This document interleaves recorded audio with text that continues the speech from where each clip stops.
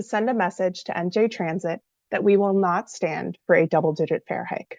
This proposal, which is due to be voted on April 10th, unfairly puts the burden of paying for our public transportation systems on riders. The 15% fare hike and the 3% annual increase in perpetuity will disproportionately harm Black and Brown riders, who are far more likely to rely on mass transit and far less likely to be able to afford a drastic fare hike. While advocates, riders, and public officials alike tried to send this message at NJ Transit's public hearings, the fact is these hearings were largely inaccessible to the public. Just over 1,000 comments were made, despite the fact that New Jersey Transit serves nearly 800,000 people every day.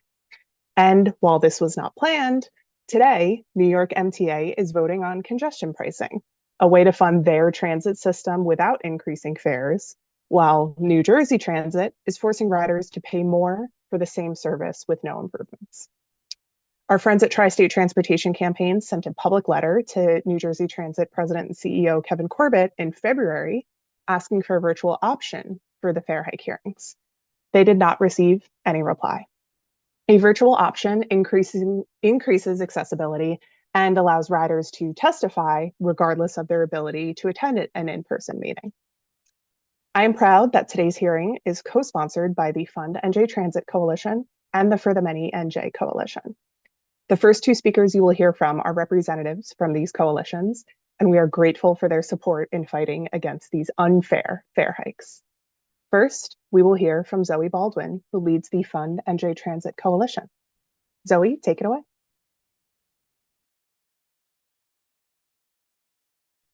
All right, thank you so much, Alex. And again, my name is Zoe Baldwin.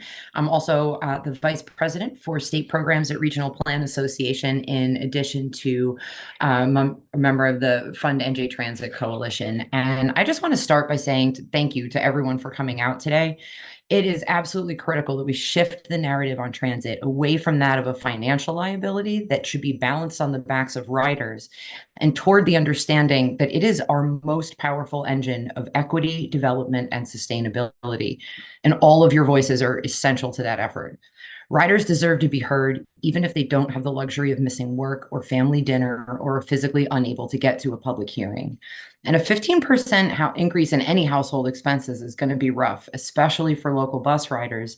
And this is the last chance to weigh in, since hearings aren't required for the 3% increases from here on out. These fare hikes, they don't include a vision for better service, and they don't differentiate whether or not riders are taking that bus to their job at the local grocery store or to their corner office in Manhattan, which is why we're calling on the administration and the legislature to do the right thing and to intervene and protect riders, especially those on local bus, from both double-digit fare hikes and the 3% increases every year thereafter. Salaries don't increase 3% every year for a huge number of people. And since this policy just maintains the status quo, we know that service isn't going to increase 3% every year in either quality or frequency. And so transit's the only lifeline for tens of thousands of New Jerseyans who don't own cars, and absolutely essential to countless business. New Jersey can do better for riders and needs to if we intend to live up to our promise of a cleaner and more equitable state. So thank you again for joining, and I look forward to hearing from everyone. Thank you so much, Zoe. And up next, we have Eric Benson, who leads our For the Many NJ Coalition. Eric?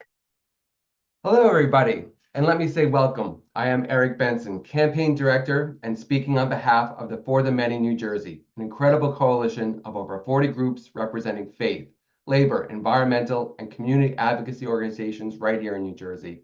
Our coalition's been sounding the alarm, tirelessly advocating, and banging on the drum to ensure that wealthy corporations pay what they owe.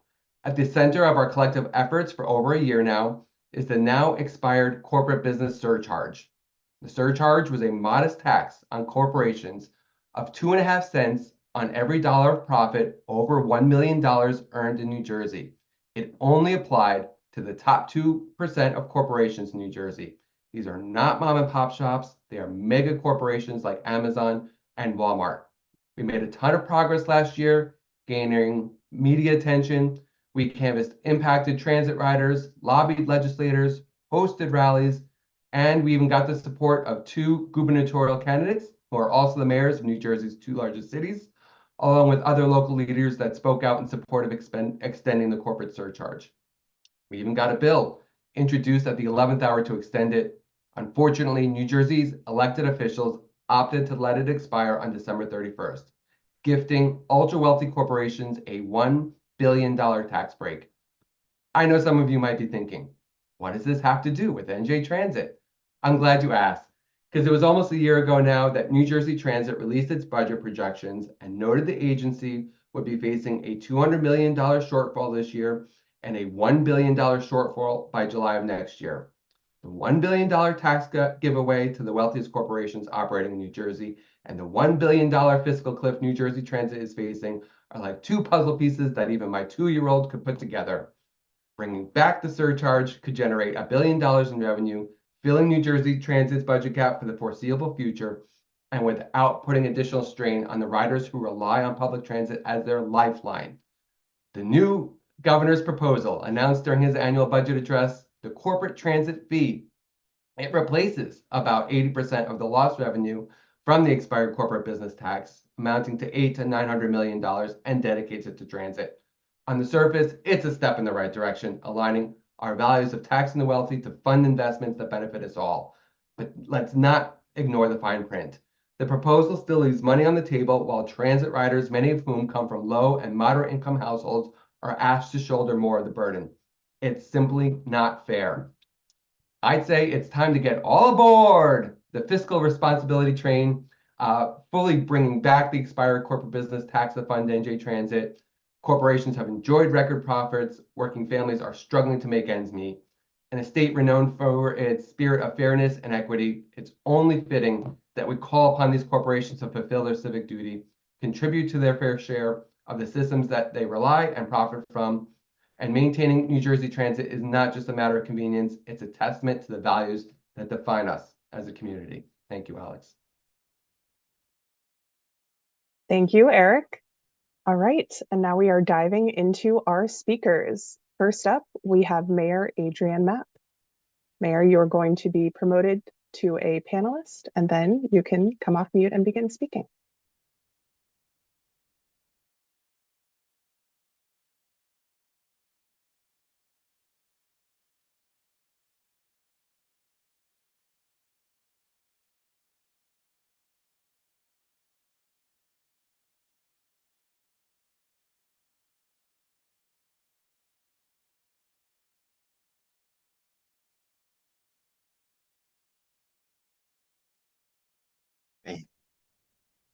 Hi, can you hear me?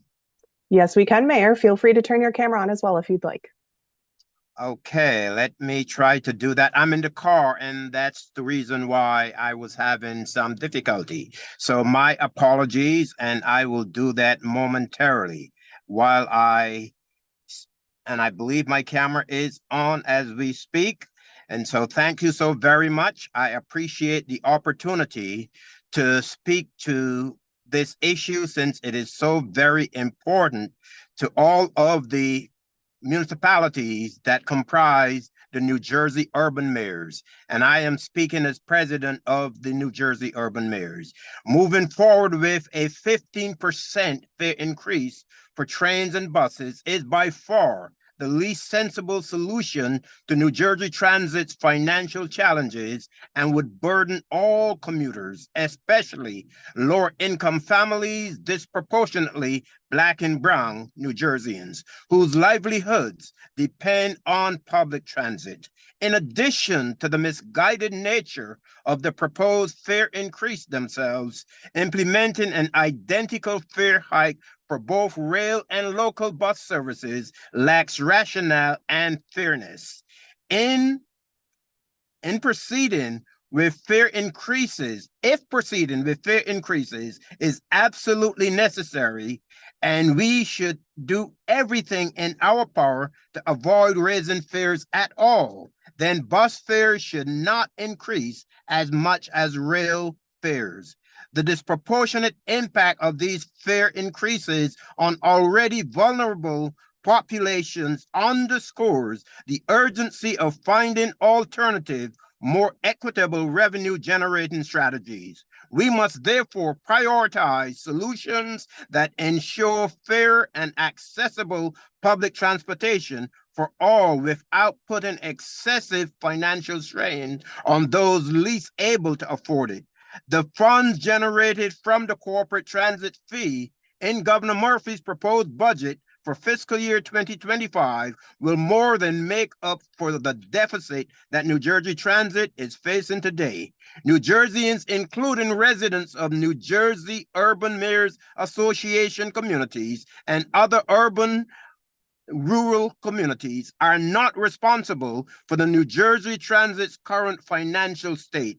Instead of asking people to reach deeper into their pockets to solve a problem they did not cause, we should take advantage of the opportunity we have to compel the most profitable corporations in our backyard to leverage their success by contributing their share of the corporate transit fee so that New Jersey Transit, the backbone of our economy, is positioned to deliver quality, reliable, and safe service for people who rely on it every day to put food on their tables for themselves and their families. Levying the corporate transit fee would effectively bridge the existing budget gap, ensuring financial stability for New Jersey Transit for the foreseeable future. Funds generated from the corporate transit fee could be strategically allocated to enhance service reliability and facilitate much needed upgrades across the transit system to New Jersey Transit and environmentally friendly and efficient public transportation network to benefit all commuters. And I urge the governor, I urge New Jersey Transit to not burden already highly burdened Black and brown communities with such a fair hike, and to depend on the corporate transit fee to bridge the gap that New Jersey Transit currently faces. Thank you. Thank you, Mayor, and drive safely. Thank you. All right, next up we have Jackie Cohen.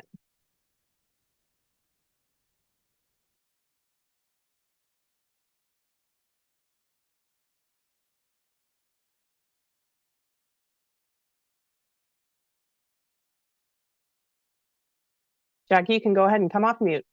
Sorry about that. I had to rejoin. Hi, everyone. Thank you so much for putting together this amazing event. My name is Jackie Cohen. I'm the Director of Climate and Equity Policy at Tri-State Transportation Campaign. As a transit advocate, I have testified at many hearings on fair hikes and fair policy, but never have I gotten to testify at a hearing organized by the people, by the riders themselves. So it's really a pleasure to be here. As Mayor Mapp just said, that asking people to pay more for a problem that they did not cause is deeply unfair.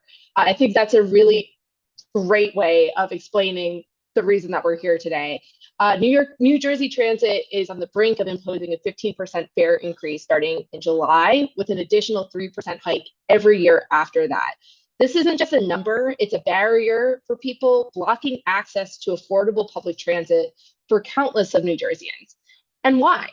Because for too long, New Jersey Transit's been scraping by, diverting funds meant to expand and modernize its system and bring it into the 21st century into its operating budget simply to keep it running. And that's because until, since forever, New Jersey Transit has had no dedicated state funding to pay for its operations. So we're talking about nearly $10 billion that could have been brought to our transit system and brought it into the 21st century. But instead, we're now staring down a near $1 billion deficit by the year 2026. So nobody wants to pay more for transit, but asking riders to pay more for when their needs for years have been deeply underinvested in is very unfair. So luckily, there's hope. Governor Murphy recently proposed a corporate transportation fee, which would inject $800 million into New Jersey Transit. This could nearly wipe out the looming deficit. But here we still are talking about a fare hike, an astronomical fare hike at 15%, without even knowing if this lifeline will come through.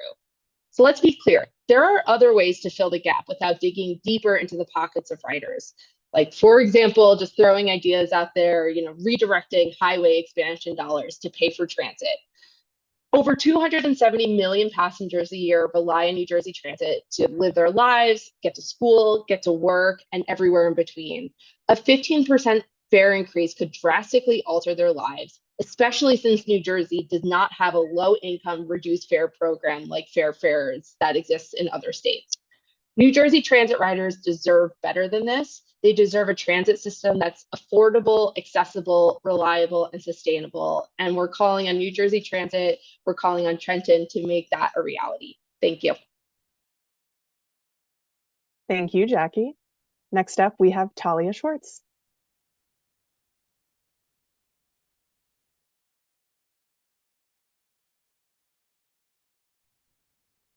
Hi, hopefully this is working. Good morning. I'm Talia Schwartz. I'm on the board of Hudson County Complete Streets, which is a volunteer-driven grassroots transportation advocacy organization, and we're part of the Fund New Jersey Coalition. Our organization has been trying to change the status quo throughout the state and transform our transportation landscape into complete streets for all people. I'm here to demand that the governor rescind the proposed 15% fare hike for New Jersey Transit riders. Public transportation is the most efficient and climate-friendly way to travel in New Jersey, and we need much, much more of it. My kids and I take the number 9 bus in Jersey City, which comes once an hour. This bus, I've taken so many pictures of it. It's packed to the brim. Sometimes the bus driver can't let people on anymore. Kids are late to school, employees late to work. We need 3 number 9 buses an hour. I guarantee they will all be full. The state funds New Jersey Transit as an afterthought. Maybe it seems like 15% is not much money to some people, but for many people it is. And those people were not at the public hearings where I made my original statement because they had to work. They didn't have the privilege of showing up at a 10 a.m. hearing. I live in Jersey City, which is the second biggest city in the state and the biggest city in Hudson County, and I had to travel for over an hour to get to those hearings. It's as if New Jersey Transit didn't want my input, but it's a shame because we are big fans of New Jersey Transit. People who regularly use transit want more of it, and we want it to be better. Raising fares by 15% and then 3% every year is an increase that some people might be able to afford, like I already said. In Hudson County, people use these buses to get to work, healthcare, visit our families, and all basic needs. The people who rely on transit, like people have said before, are not getting a 15% raise in their salaries. They are barely making what they need to survive. We demand that the governor reject such big increases in costs and immediately introduce, wait for it, a 50% discount for low-income riders and all students so that future increases don't harm our most vulnerable riders. Even without these fare increases, the cost of transit is too high for students and low-income New Jerseyans. Implementing a fair fares program modeled after the MTAs by New Jersey Transit could significantly improve equity in public transportation. This would not only alleviate financial burdens on these populations, but also enhance mobility, enabling easier access to education, employment, and essential services. It would acknowledge the truth that public transportation is a fundamental service that should be accessible to all, regardless of status. The bottom line is that we should be making transit cheaper, not more expensive. This is achievable, but it requires a shift in values. There's plenty of money available without raising fares. The state is spending $24 billion to widen highways. So we know we have money for transportation. The governor could lead on better transit policy, investing in New Jersey Transit, making it more frequent, more reliable, and more affordable today. Thank you. Thank you, Talia. Next up, we have Ben Jobeck. Ben.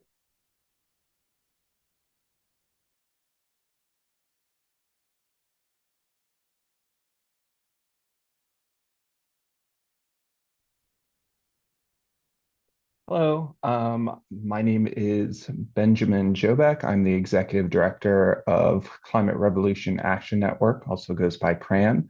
We're dedicated to uplifting youth voices on the climate crisis. I'll paraphrase what the governor said yesterday at a transportation bill signing for funding, and saying that transportation is necessity to support our economy. So an investment that does not come from the pockets of average New Jerseyans into our transportation infrastructure is crucial. It baffles me how at the transportation hearing, only 4 people were able to show up in Belmar. And it was giggled that the rest of the NJ Transit team will sit in the room until 8 o'clock with an empty floor. That clearly shows that people weren't really able to attend the hearing. They weren't able to speak out. And it's an additional slap in the face that the presentation beforehand shows that New Jersey Transit is doing great and its service is super reliable.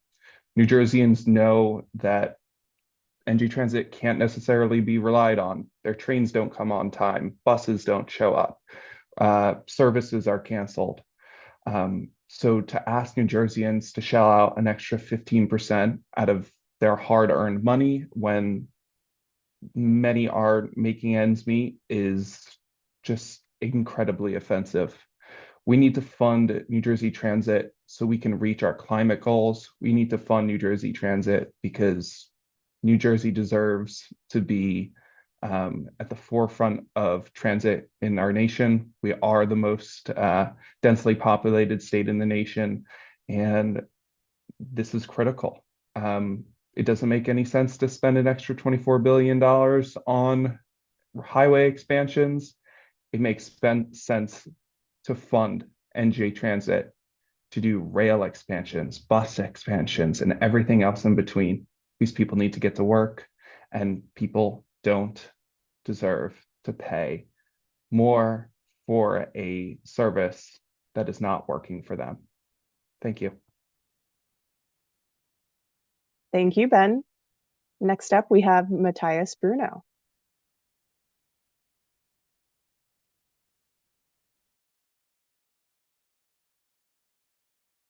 How's it going, everyone?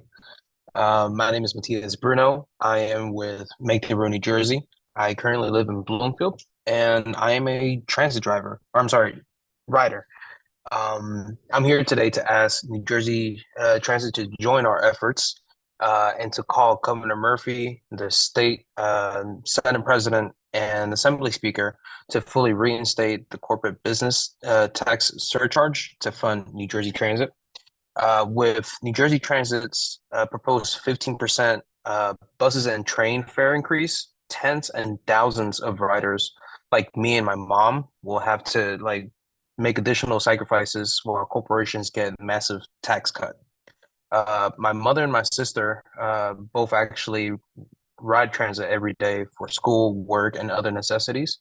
Multiple times, my mother actually had to reschedule her doctor's appointment weeks out from the initial visit because buses were late and just unreliable service. This fare increase will cut into my mother's monthly budget for her rent, utilities, groceries, prescriptions, and among other essential needs. And for a service that's not even reliable. So it's not even something we can even count on.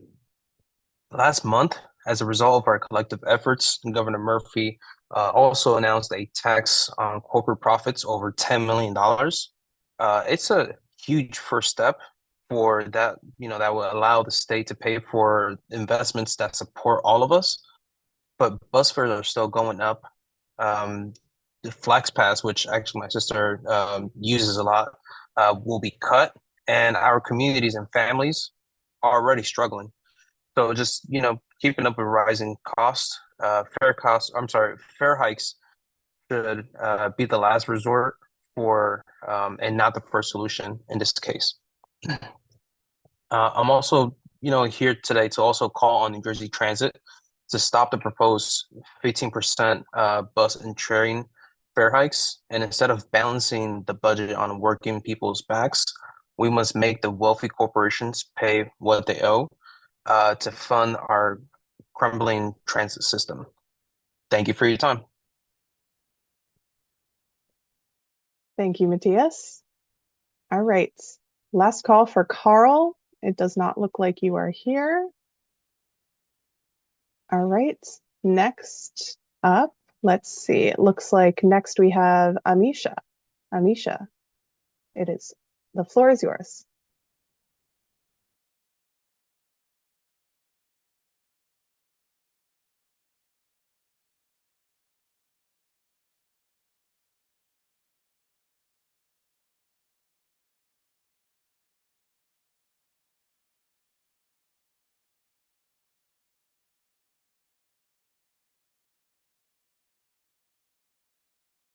All right. Amisha, it looks like you have declined, so we will move on to the next speaker. It looks like our next speaker will be Dave Pringle.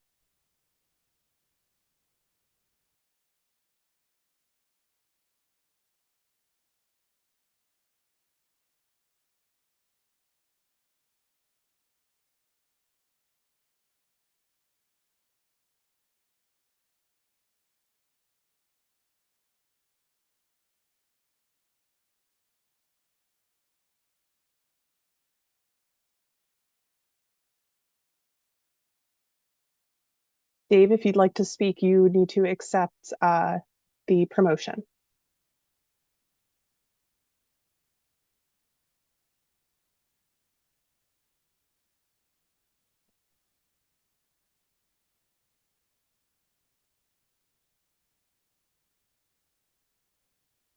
Okay. Dave will give you another chance later on. The next attendee is Peter.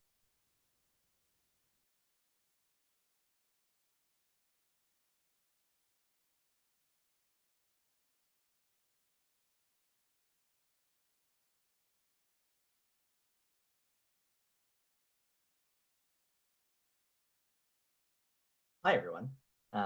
Peter Chen here, and I'm testifying mostly today in my personal capacity and not as an NJPP analyst because I am a regular NJ Transit rider.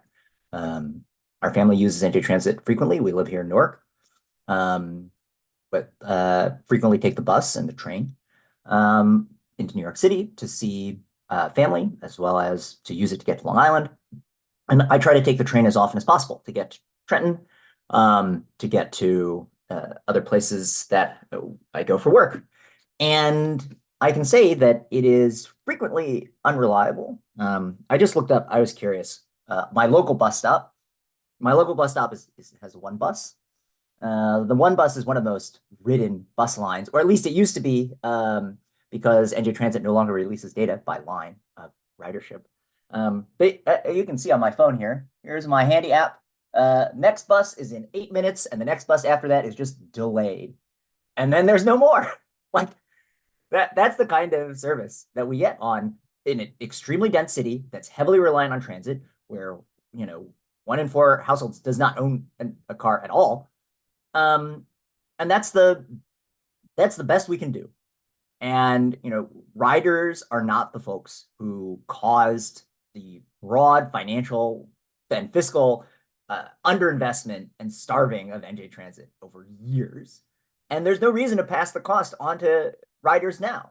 We have plenty of evidence to show that New Jersey Transit has been over-reliant on fare box revenue, over-reliant on the fares of regular riders like me, and not reliant on the actual state funding for a public resource. Newark is choked by car traffic, both figuratively and literally. The air quality is a consistent problem here in Ironbound, and car traffic is a huge component. The more cars we can take off the street and the more people who are riding transit instead is a huge boon, both for the economy and for the livelihoods of the people who live here. And that's exactly why we shouldn't be raising fares. We should be focusing on getting more people to ride. And that means experiments with fare-free riding, experiments with other kinds of tax credits for people who have lower incomes who are reliant on transit.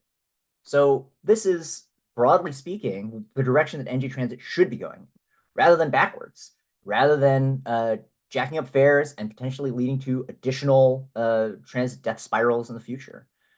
We don't want that. We don't need that. And especially if we have the corporate transit fee, it's not necessary at all to do this. other than out of some sort of misguided feeling that like this is the quote unquote fair thing to do. And if you talk to any transit riders, they'll tell you that it's not. And there's plenty of evidence to show that transit riders are disproportionately lower income and less able to pay these fares. So if we talk about making the state more affordable, we should be thinking about transit riders and getting more people to ride transit, not less. Thank you. Thank you, Peter. Up next, we have Perry Myers.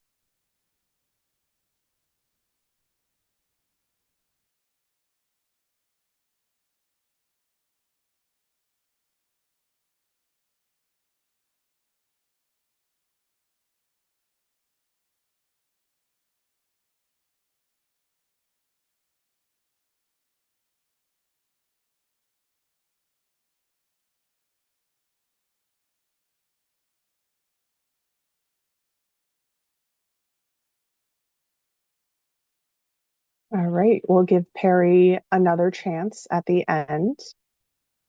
Up next, we have William Ritzler. William.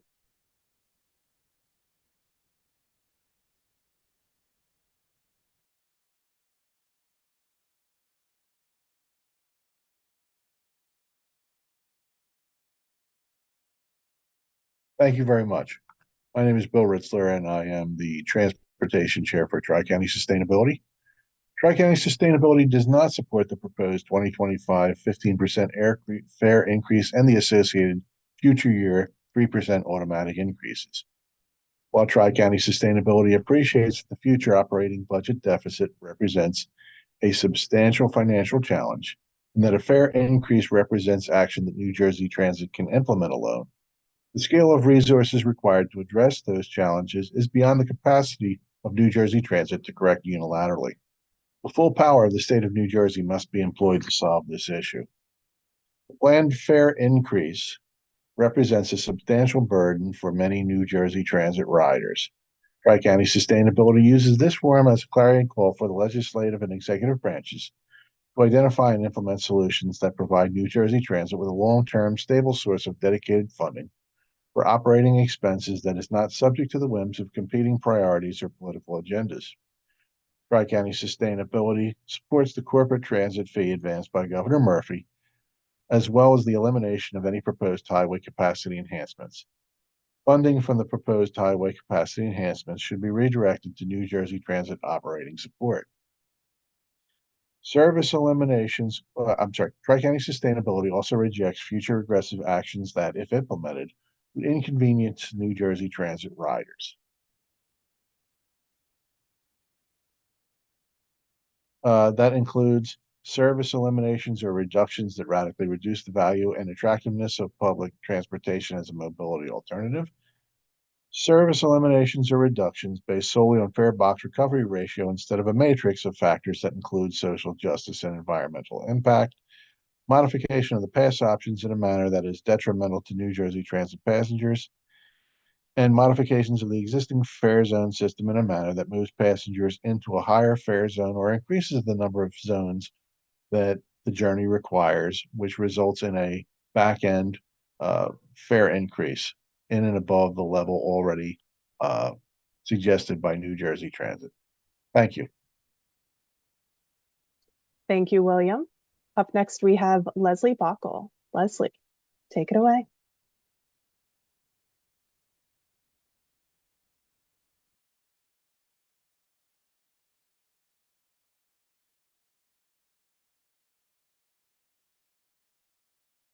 There we go. Good afternoon. My name is Leslie Bockel. I'm speaking on behalf of New Jersey Working Families. The reason big, highly profitable corporations want to do business in our state is our hardworking, skilled workforce. Our people are at the heart of their profitability and our state's economy. New Jersey needs to support our workers, and that means making it easier and more affordable for people to get to work, not harder, not more expensive.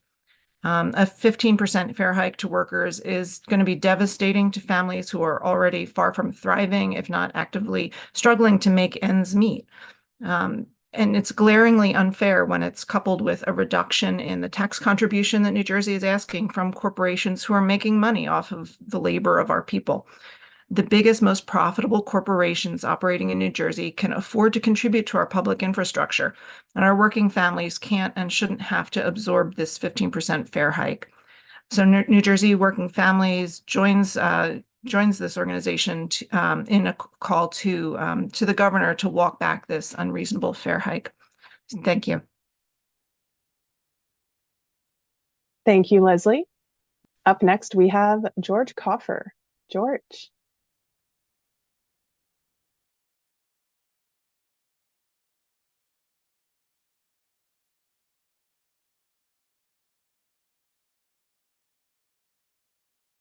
Hi, good afternoon. So there's in addition to the business tax, there's two other main sources of revenue that should be tapped into before looking to the riders to pay more. So one of them is money directly from the congestion pricing fee that's being implemented in New York.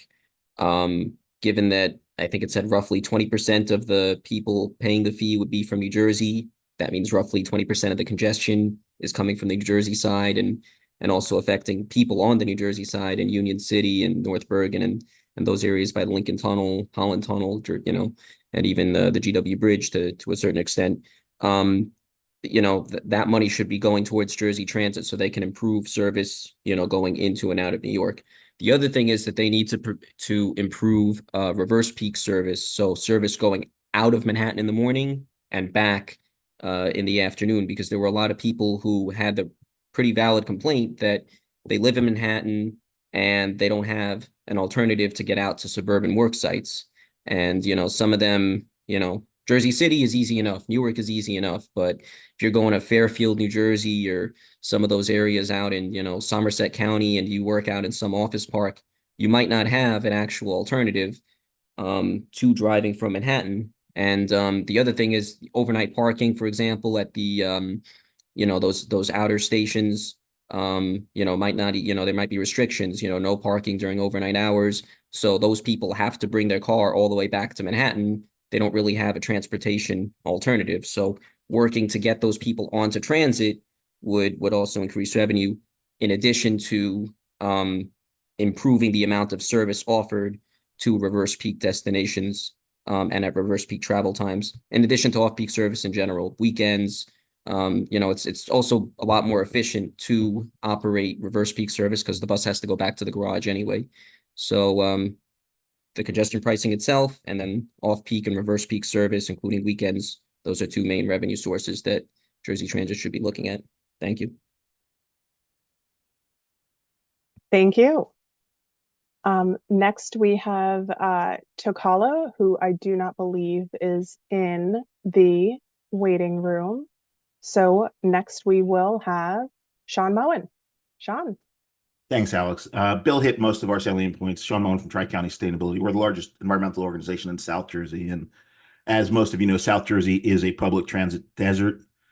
We need a cultural revolution in New Jersey to get people to, you know, ditch their cars and you know, start taking mass transit. There's, you know, culture of mass transit, and a fare hike does nothing to help that.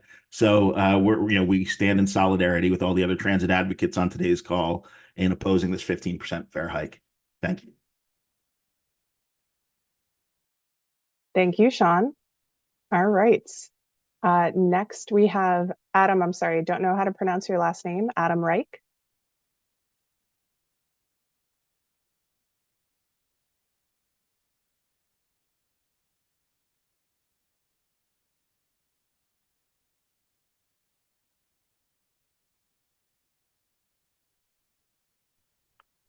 Good afternoon. My name is Adam Reich. I'm a Middlesex County resident, and I thank New Jersey Policy Perspective for putting together this forum.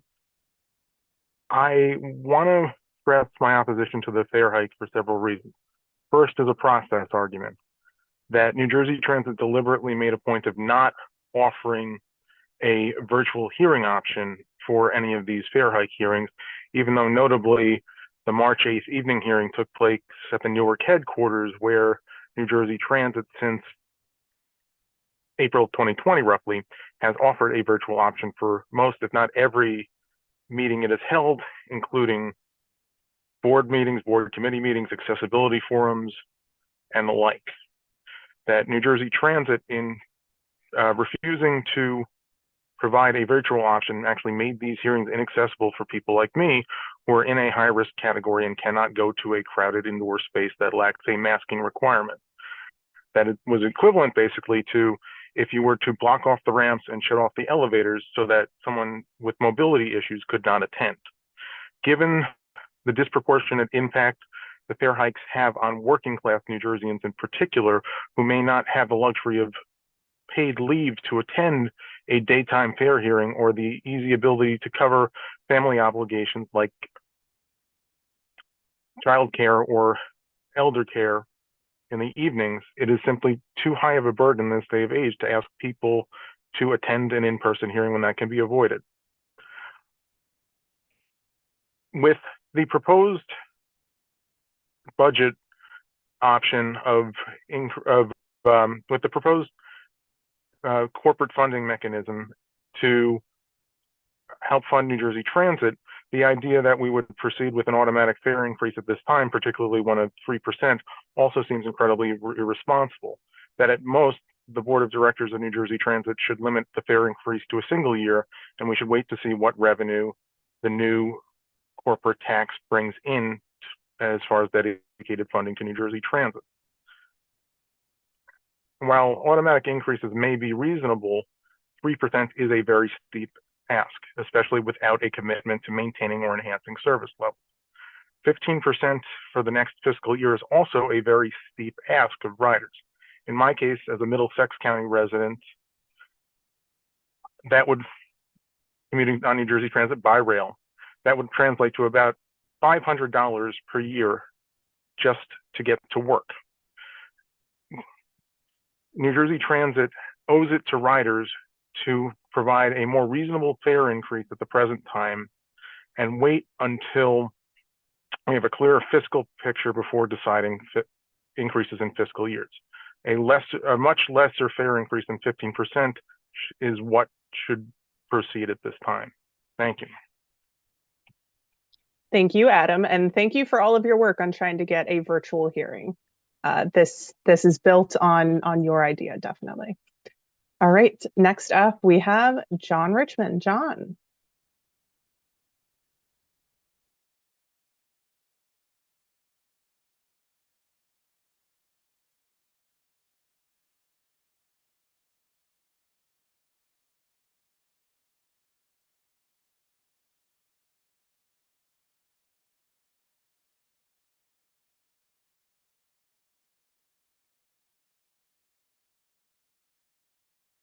All right, we'll give John another chance to speak. Thomas Varela. Thomas, you are next.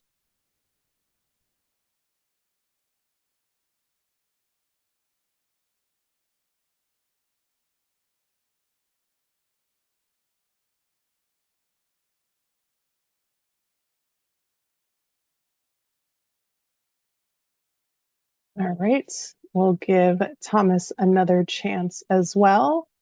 And let's go back through and see if anyone who has not spoken yet would like to. Dave Pringle, are you back to speak yet? And then Perry, I see your hand as well. Okay, Dave will be our next speaker, and then Perry.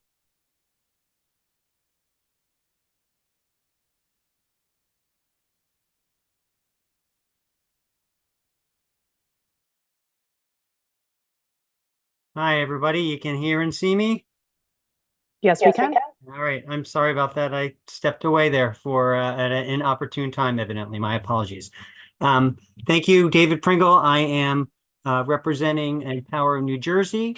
And we are, personally, I am a transit family, and in particular, my wife does the trifecta daily, New Jersey Transit to PATH to the subway in New York. Empower New Jersey is the state's largest climate coalition, over 100 faith, community, environmental, and progressive groups, and hundreds of thousands of New Jersey members and activists. We're committed to moving New Jersey off fossil fuels to protect our health and property, grow the economy. Clean energy creates more jobs than dirty gas. Achieve environmental justice by rapidly and equitably transitioning to 100% truly squeaky clean renewable energy, consistent with the science, the full economy as quickly as possible. We're also members of For the Many and the FUD New Jersey Transit coalitions. We support very strongly a vibrant mass transit system. It is not only essential to the climate, but also the economy and environmental justice, because transportation is responsible for roughly 40% of New Jersey's greenhouse gas emissions, and a ton of co-pollutants that go along with that when you're burning fossil fuels. And that's why we strongly oppose the fare hike. It would create a vicious cycle or death spiral. Raising fares will decrease ridership, will decrease fare revenue, will decrease service, and they'll want to raise fares some more, which will decrease ridership, decrease fare revenue, decrease service, etc. It's a death spiral. And New Jersey Transit is essential to getting people to and from work, medical appointments, grocery stores, and the like. As others have testified, it faces a roughly $1 billion operating fiscal cliff, and that's even after taking into account the annual raids where they're robbing Peter to pay Paul, taking money from their capital programs for operating, taking money from the Clean Energy Fund, which is also underfunded. And the Clean Energy Fund itself is essential to supporting the low income and growing a green economy. What makes it especially infuriating, there are so many better ways to fund New Jersey Transit than New Jersey Transit sticking a finger in its own eye and sticking it to its own riders. The proposed partial restoration of the corporate business tax / transit fee, so that mega corporations with net profits over tens of millions of dollars pay their fair share, is a start. Especially with it dedicated to New Jersey Transit, but it's only a start. We need to do a heck of a lot more. Here are 4 quick suggestions. Fully restore or maybe even make the CBT even bigger than it was. If we don't restore it, that means we're letting off the hook rich corporate executives and shareholders that net over $1 million a year in profit, and that's net, not gross. They're not paying their fair share. That alone would raise a few $100 million each year. Could also restore the sales tax back to 7%, given the gimmick that Governor Christie and the Democratic legislature did a few years ago. Would want to couple that with an expansion of the EITC to make the sales tax less progressive or less regressive, keep low-income folks whole. In doing so, that would raise over $700 million additionally a year. We could divert the $10 billion currently dedicated, thanks to the Turnpike Authority, to 8 miles of road in Hudson County. That won't address the problems it purports to do. They want to spend over $1 billion a mile on 8 miles of road. Think of what we could do with that $10 billion over the next 10 years. And in comparison, the Democrats just passed a gas tax hike. It's going to raise $10 billion over 5 years. What a convenient number. Same amount of money. At the same time, the Turnpike Authority has just hiked tolls to, and their first payment of $109 million for the Turnpike expansion is the exact same amount of money that is being raised by their fare hike. So they could take that toll money and just eliminate the fare hike. So there's a tons of things that can be done, and we can't be doing this death spiral. And we need New Jersey Transit and the Murphy administration and stand up here and do the right thing. I'm particularly, I don't know why we have a New Jersey Transit Board. All they do is vote yes. They might as well just, stay home. At the very least, they should be advocating for themselves. They should be publicly and privately lobbying the Murphy administration to do the right thing. And for starters, they could stop, don't even give the governor a chance to veto the fare hike. They should veto it themselves. Thank you, Dave. Up next, we have Perry Myers.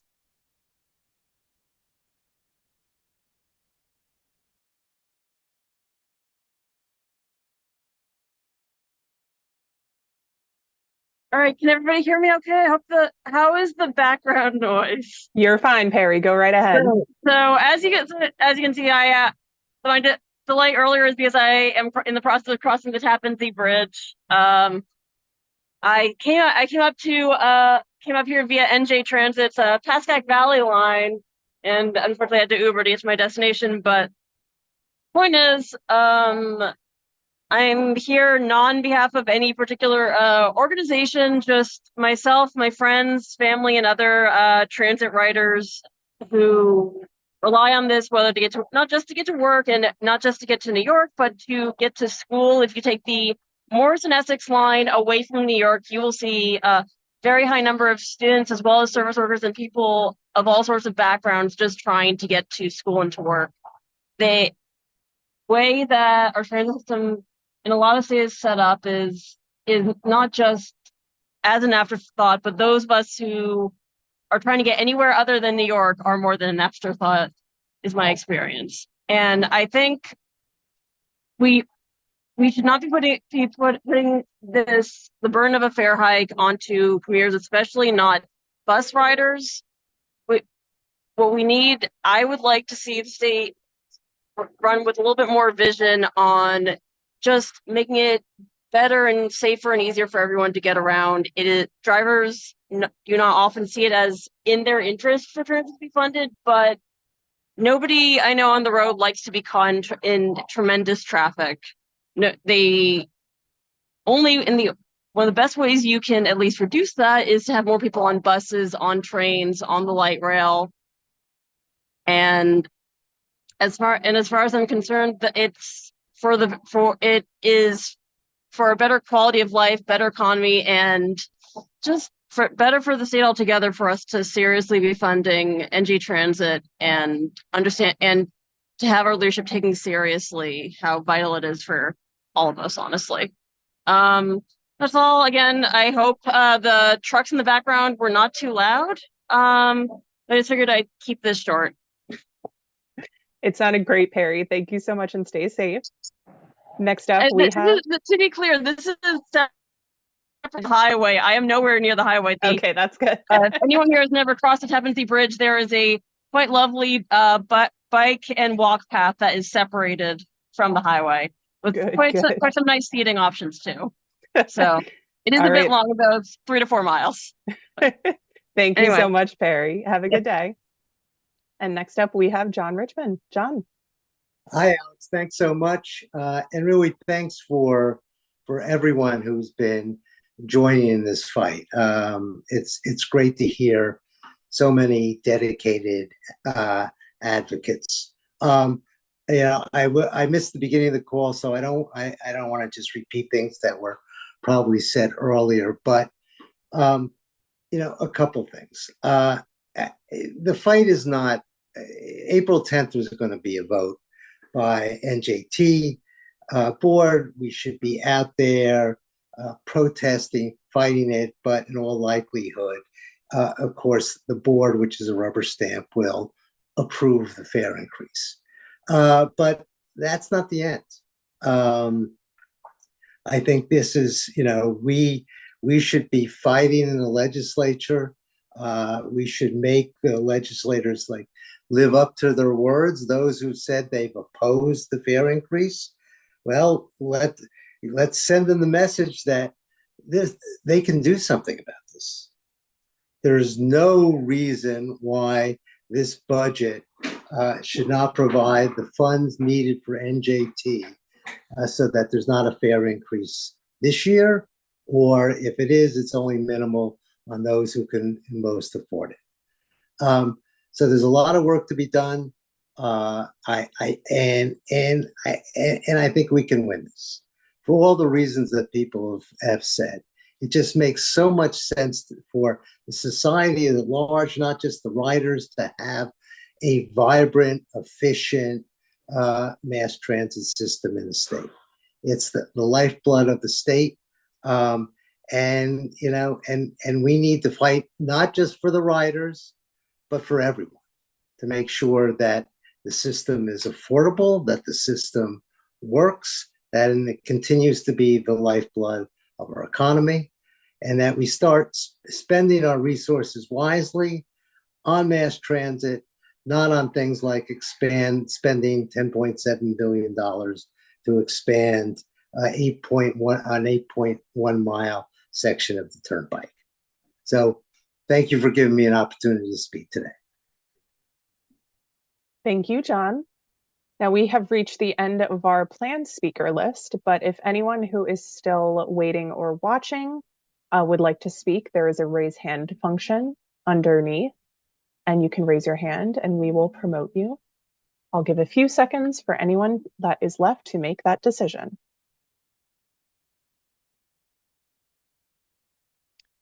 And while that's going on, it looks like we had a testimony in the Q&A that I will read quickly. This is from Ronsha Dickerson, who said, "Thank you for having this hearing for the people. I have another meeting at 12:30 and we'll have to hop off. I would like to submit my testimony. Greetings, my name is Ronsha Dickerson, Camden resident, Executive Director of Camden Parents, and Student Union and Chair of the Camden We Choose Coalition. Today we stand with the people to decline the silly idea of an increase on the people to pay extra to ride public transportation. This is a prime example of taxation without representation. Public hearings give access to hear the voices of the people that will be directly impacted. The people where I live are using public transportation for several reasons: travel to school, travel to work, travel to medical appointments, grocery shopping, being that we do not have a grocery store in our city, and to take care of their loved ones. Camden residents are the 1% of employees that work for companies that employ 50 or more employees. We stand with the bold voices today. Thanks." Thank you, Ronsha, for your testimony. And it looks like we have reached the end of our programming. So thank you all, and thank you everyone who testified and listened today. A few more bits of housekeeping. This webinar is being recorded and live streamed and will be available on New Jersey Policy Perspectives YouTube page. Finally, a reminder that the fare hike proposal, as many people pointed out, will be voted on April 10th at 10 a.m. at the New Jersey Transit Board headquarters. If you are able to join, please do. Please come and tell the board why this proposal should not go through.